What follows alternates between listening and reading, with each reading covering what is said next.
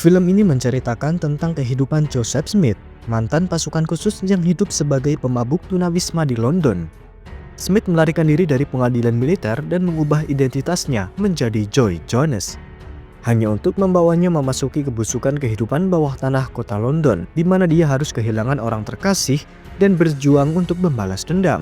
Oke, tanpa berlama-lama lagi, mari kita masuk ke video.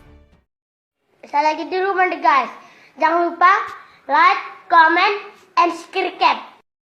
Oke. Film dibuka dengan memperlihatkan sebuah drone, Hummingbird, sedang menyiarkan tentang pertempuran di Afghanistan. Dari drone tersebut dapat terlihat bahwa beberapa marinir Amerika Serikat yang berada di mobil tewas mengenaskan setelah diserbu timah panas oleh milisi Afghanistan. Adegan setelahnya terlihat seorang pasukan khusus bernama Joseph Smith sedang marah dan menembaki orang-orang dengan brutal sambil membawa seorang milisi Afghanistan, dan kemudian terdengar suara tembakan. Beberapa bulan kemudian di kota London, radio menyiarkan bahwa pasien mantan tentara bernama Joseph Smith telah melarikan diri dari rumah sakit setempat, dan penduduk diminta untuk waspada karena Joseph Smith menderita gangguan mental setelah pulang dari perang di Afghanistan. Adegan kemudian berlanjut ke 1 tahun setelahnya. Terlihat ada 2 preman yang sedang mengacau di kawasan kumuh. Mereka memalak dan memukuli homeless yang ada di tempat itu, yang salah satunya adalah Joseph Smith, yang sekarang mengganti namanya menjadi Joy. Terlihat seorang gadis muda yang selalu bersamanya, dia bernama Isabel. Ketika 2 preman mendekati mereka, Joy memutuskan untuk membiarkan dirinya dipukuli agar Isabel dapat melarikan diri. Kemudian saat ada kesempatan, Joy memilih untuk lari meskipun menderita luka dalam yang cukup parah. Dia terus berlari melewati gang-gang sempit dan mencoba bersembunyi. Dia kemudian menaiki tangga ke atap apartemen, namun tanpa sengaja, dia malah menemukan jalan masuk ke dalam apartemen tersebut. Setelah masuk, dia berhasil menghindari pengejaran. Dia memutuskan untuk tinggal sebentar di tempat itu. Untungnya, pemilik apartemen sedang tak ada di sana, sehingga Joy bisa beristirahat dengan tenang dan memulihkan tenaganya. Keesokan paginya, Joy yang melihat dirinya begitu kotor memutuskan untuk merubah penampilannya. Dia mulai memotong rambutnya hingga setengah botak dan kemudian mengenakan setelan jas dengan rapi dan mengambil beberapa barang sebelum memutuskan untuk keluar.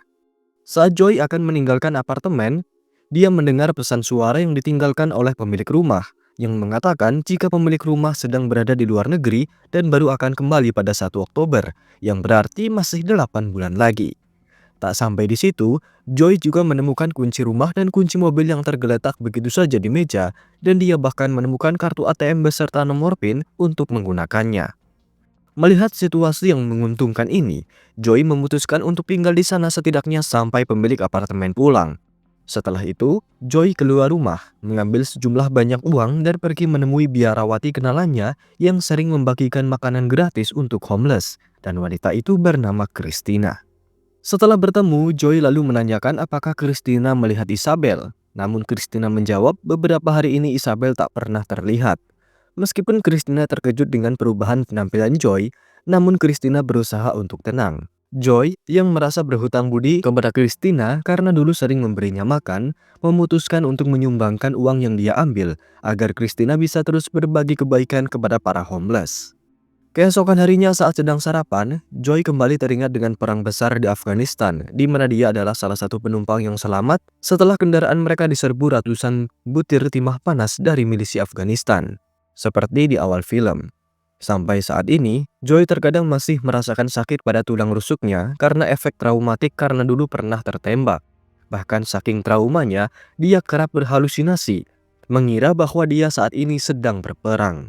Karena rasa sakit dan traumatiknya yang tak kunjung menghilang, Joy pergi menemui Christina, meminta obat pereda rasa nyeri. Walaupun Christina menyarankan agar Joy berobat ke rumah sakit, tapi Joy menolaknya karena Joy adalah buronan yang dicari polisi, setelah dulu kabur dari rumah sakit untuk menghindari hukuman di pengadilan militer. Setelah mengkonsumsi obat pereda nyeri, Joy akhirnya bisa tertidur dengan nyenyak. Beberapa hari kemudian, dia mulai menyebarkan selebaran untuk mencari Isabel, karena Isabel sudah dianggap seperti adiknya sendiri. Tanpa diduga, selebaran itu sampai di tangan Isabel, yang sekarang berada di sebuah rumah mewah bersama para preman. Isabel segera menghubungi Joy untuk memberitahunya bahwa dia baik-baik saja, Dia sekarang bekerja dengan para preman dan akan keluar dari kota ini. Tak lama kemudian, tetangga apartemen mengetuk pintu hanya untuk menanyakan siapa Joy, mengapa dia di sana, dan kenapa mereka tak pernah melihatnya. Mereka curiga dengan sikap aneh Joy. Joy dengan tenang dan dengan cemerlang mengatakan bahwa dia adalah pacar lain dari pemilik kamar tersebut, dan dia diminta untuk menjaga selagi pacarnya pergi ke luar negeri. Melihat nada bicara Joy yang gemulai, tetangganya percaya dengan omongan itu. Namun, Joy nampaknya menyesali apa yang baru saja dia katakan itu. Beberapa minggu berlalu, Joy memutuskan untuk melamar pekerjaan di restoran Cina untuk mendapatkan uangnya sendiri dan setidaknya bisa menghidupi dirinya. Semua berjalan lancar pada awalnya. Dia dapat bekerja dengan tenang tanpa ada masalah yang berarti. Namun di suatu malam, manajer restoran itu meminta bantuan Joy untuk memintanya menegur sekelompok anak muda agar keluar dari restoran karena restoran akan segera ditutup. Joy awalnya menegur baik-baik dan meminta mereka untuk pulang, namun mereka dengan sombongnya langsung menantangnya sehingga membuat Joy dengan terpaksa menunjukkan kemampuan bertarungnya. Manajer restoran yang terkejut melihatnya segera menganggap bahwa Joy memiliki potensi. Jadi, manajer membawanya menemui mafia Hong Kong bernama Ming Choi. Ming mengungkapkan bahwa dia sedang mencari supir pribadi yang handal dan mahir di jalanan. Tentunya akan dibayar dengan harga yang tinggi. Joy tergiur dengan tawaran ini dan langsung setuju karena dia berpengalaman dengan kendaraan besar selama di medan perang. Setelah itu, Joy bekerja sebagai supir pribadi Ming, sekaligus pengawal pribadinya, dan juga bertugas sebagai penagih hutang kepada mafia lain yang memiliki hutang dengan Ming. Bahkan dia tak segan-segan menghajar mereka yang tak mau membayar hutangnya. Dengan pekerjaan barunya ini, Joy dapat dengan mudah mengumpulkan uang. Namun, dia tak pernah lupa dengan keluarga lamanya. Ini terbukti ketika Joy setiap malam selalu memberikan makanan kepada para homeless. Bahkan para homeless menjulukinya sebagai malaikat Tuhan. Suatu hari, ketika Joy sedang membeli minuman di minimarket, dia tanpa sengaja bertemu dengan mantan istrinya. Sang mantan sangat marah setelah melihat penampilan Joy seperti orang kaya, sementara dirinya dan anaknya sedang kesusahan dan kekurangan uang. Bahkan untuk membayar sewa rumah saja, mantan istrinya dengan terpaksa harus membayarnya dengan tubuhnya. Melihat penderitaan mantan istrinya itu, Joy merasa bersalah. Dia lalu memberikan uang yang cukup banyak untuk biaya sehari-hari mantan istrinya dan anaknya. Di sisi lain, Joy juga memberikan hadiah gaun yang indah untuk Christina dan mengajaknya untuk makan malam bersama pada malam itu. Namun Christina datang menemui Joy dengan membawa hadiahnya dan menolaknya, mengatakan bahwa dia tak membutuhkan ini. Lebih baik uangnya digunakan untuk membeli makanan saja. Kemudian, Christina memberitahu Joy kabar penting, yaitu bahwa Isabel telah meninggal dan jasadnya ditemukan polisi di pinggir sungai. Polisi memintanya untuk mengidentifikasi jasadnya. Mendengar itu, Joy langsung marah karena upayanya mencari Isabel berakhir tragis seperti ini. Melihat itu, Christina mencoba menenangkannya dan memintanya untuk berpikir dengan kepala dingin. Besok malamnya, Joy dalam hatinya mulai memiliki keinginan untuk balas dendam atas kematian Isabel. Dia memulai balas dendamnya dengan mendatangi dua preman yang sebelumnya membawa Isabel. Kedua preman itu terkejut dengan penampilan baru Joy. Namun, mereka langsung menodongkan pisau ke arahnya. Sementara Joy hanya membawa sendok sayur untuk menghajar mereka.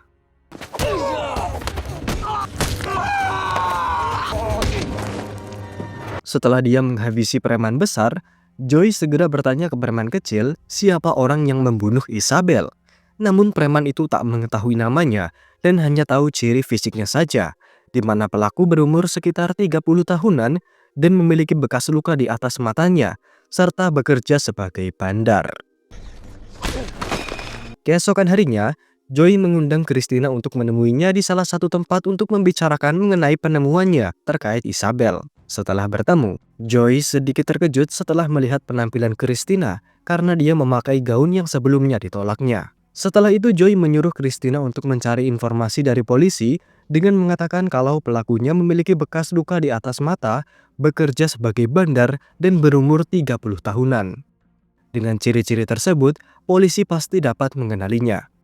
Di malam berikutnya, Joy melakukan pekerjaan rutinnya menagih hutang. Kali ini, targetnya adalah seorang pria Rusia. Namun Joy diremehkan hanya karena dia datang sendiri, sehingga Joy harus menunjukkan siapa dirinya. Setelah selesai menagih hutangnya, dia mendengar dari siaran radio bahwa Joseph Smith telah ditemukan dan dikabarkan dekat dengan seorang biarawati bernama Christina. Jadi, polisi segera datang menghampiri Christina hanya untuk menanyakan di mana keberadaan Joy. Namun, Christina mengaku tak mempunyai kenalan bernama Joy. Joy yang mengetahui Christina akan menjadi pusat perhatian memutuskan untuk datang menemuinya. Ia lalu mengantarnya pulang dan memintanya untuk tak menyebutkan namanya jika ada polisi yang bertanya. Christina kesal karena Joy menyembunyikan fakta tentang dirinya. Namun, dia tak bisa menolak permintaan Joy. Keesokan paginya, Joy dengan bantuan Ming pergi menemui seorang admin yang bekerja di dunia kriminal. Joy lalu menanyakan siapa orang dengan ciri-ciri berikut. Di luar dugaan, admin tersebut mengenalnya, namun data itu memiliki keamanan yang tinggi. Untuk dapat mengetahuinya, admin memberikan satu tugas terlebih dahulu untuk Joy. Dia segera menerimanya tanpa banyak berpikir. Namun ternyata, tugasnya saat itu adalah mengantar wanita muda yang akan dijual sebagai pelacur. Bahkan dari mereka ada yang masih anak-anak. Meskipun tak tega, tapi Joy terpaksa harus menjalankan tugas itu. Sesampainya di tujuan, Joy langsung diberitahu kalau orang yang dia cari bernama Max Forrester. Di malam yang sama, Joy pergi mengunjungi rumah mantan istrinya. Dia bertemu dengan putrinya yang terasing, yang bahkan tak tahu jika Joy adalah ayahnya. Joy kemudian memberinya foto tentang dirinya dan meninggalkan sekantong tas penuh uang. Kemudian meminta putri kecilnya untuk menjadi anak yang baik. Segera setelah itu, Joy pergi ke sebuah pesta untuk mencari Max Forrester. Dari informasi yang dia dapat, Max berada di pesta tersebut. Singkatnya, setelah sekian lama mencari, Joy pada akhirnya menemukan seseorang dengan ciri-ciri tersebut. Tanpa banyak berpikir, Joy langsung menyeretnya dan menjatuhkannya dari atas apartemen, dan kemudian memberikan tembakan peringatan. Setelah itu dia melarikan diri. Beberapa jam kemudian, Christina yang baru saja menonton balet tak sengaja melihat Joy terkapar karena mabuk. Christina lalu mendekatinya dan duduk di sampingnya. Di sana, Joy meminta maaf karena datang terlambat, padahal dia berjanji untuk menemaninya menonton balet. Joy lalu bercerita mengapa selama ini dia dicari oleh polisi dan tentara. Semua bermula pada saat perang di Afghanistan. Ketika itu 4 orang rekannya terbunuh oleh musuh tepat di depan matanya dan hanya menyisakan dirinya seorang. Joy yang tak terima lalu maju sendirian ke markas musuh dan mulai menembak membabi buta. Sayangnya, yang tertangkap kamera drone saat itu hanyalah saat Joy membantai musuhnya. Sehingga Joy dianggap gila oleh PBB dan dicap sebagai penjahat perang. Christina yang mendengar itu mencoba menenangkannya dan kemudian memeluknya. Keesokan harinya, Christina bersiap pergi ke Afrika dalam rangka kemanusiaan. Sebelum pergi, Joy mengirimkan surat untuknya yang berisi bahwa dia akan memberantas semua kejahatan di kota. Dia telah melaporkan ke polisi tentang kasus perdagangan manusia mantan bosnya. Dia juga membayar uang sewa selama dia tinggal di apartemen. Joy juga menyumbangkan hartanya untuk kemanusiaan. Dia berkata akan berusaha menjadi orang yang baik dan film berakhir. Menurut admin tentang film ini, mengingat rekam jejak Jason Statham di dalam dunia film, kalian mungkin akan merasa jika Hummingbird adalah film laga perang penuh aksi. Tetapi ternyata film ini adalah sesuatu yang sangat bertolak belakang. Judul yang tak biasa ini sedikit melenceng, karena ternyata film ini adalah kisah suram tentang penebusan dosa di jalanan London yang kumuh. Redemption atau Hummingbird tidak semenarik yang diharapkan dan agak tidak fokus. Tetapi berkat skenario yang sangat ambisius dan salah satu penampilan terbaik Jason Statham, film ini berfungsi sebagai film thriller yang sangat layak ditonton. Dari film ini kita bisa mengambil nilai untuk melepaskan semua beban di masa lalu, memaafkan diri sendiri akan hal itu, dan berjuang untuk kehidupan yang lebih baik. Sekian video kali ini. Like jika suka dengan videonya, dislike aja kalau nggak suka, dan sampai jumpa di video selanjutnya. Bye-bye.